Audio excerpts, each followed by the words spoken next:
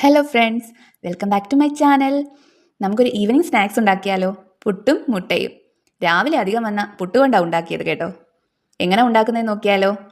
പുട്ട് നമുക്ക് ഒന്ന് ചെറുതായിട്ട് ചൂടാക്കി എടുക്കാം, ഒന്ന് സോഫ്റ്റ് ആവാൻ വേണ്ടിയിട്ടാണ്. ഇനി 2 മുട്ട എടുത്ത് ഒന്ന് ചിക്കി എടുക്കാം. മുട്ട ഒന്ന് ഡ്രൈ ആയി വരുമ്പോൾ കുറച്ച് കുരുമുളക് പൊടി ഇട്ട് കൊടുക്കാം. ഇനി ഒരു പാൻ എടുത്ത് പാനിലേക്ക് വെളിച്ചെണ്ണ ഒഴിച്ച് കടുകിട്ട് കൊടുക്കാം.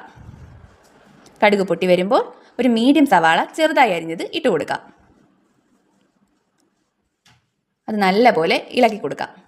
ഇനി ഒരു പച്ചമുളക് അരിഞ്ഞത് ഇട്ട് കൊടുക്കാം. അതുമൊന്ന് ഇളക്കി കൊടുക്കാം. ഇനി നമുക്ക് 1 സ്പൂൺ ജിഞ്ചർ ഗാർലിക് പേസ്റ്റ് ഇട്ട് കൊടുക്കാം. നമ്മൾ എടുക്കുന്ന പുട്ടിൻ്റെ അളവിലാണ് കേട്ടോ ഇതൊക്കെ ഇട്ട് കൊടുക്കേണ്ടത്. ഇനി നമുക്ക് കുറച്ച് മഞ്ഞൾപ്പൊടി ഇട്ട് കൊടുക്കാം. നല്ലപോലെ ഇളക്കി കൊടുക്കാം. അതിനുശേഷം കുറച്ച് മുളക് പൊടി ഇട്ട് കൊടുക്കാം. ഇനി അതിലേക്ക് ഗരം മസാല ഇട്ട് കൊടുക്കാം. നല്ലപോലെ മിക്സ് ചെയ്ത് കൊടുക്കാം. അതിനുശേഷം തക്കാളി ഇട്ട് കൊടുക്കാം. ഞാൻ 1 തക്കാളിയാണ് എടുത്തിരിക്കുന്നത്. എല്ലാം നല്ലപോലെ മിക്സ് ചെയ്ത് കൊടുക്കാം.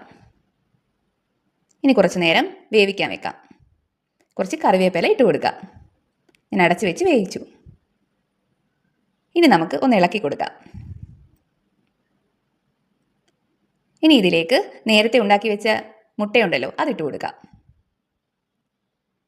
ഇനി മുട്ടയും മസാലയും നല്ലപോലെ മിക്സ് ചെയ്ത് കൊടുക്കാം.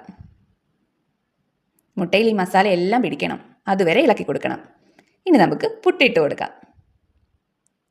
പുട്ടിട്ടതിന് ശേഷം മസാലയും മുട്ടയും പുട്ടും എല്ലാം കൂടെ നല്ലപോലെ ഇളക്കണം. പുട്ടിലും ഈ മസാലയെല്ലാം പിടിക്കണം.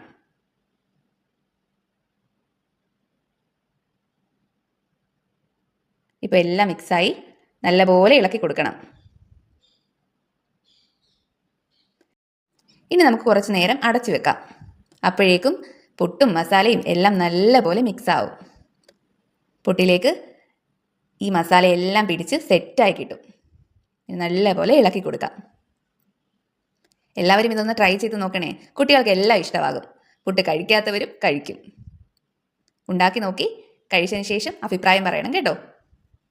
Okay, bye bye.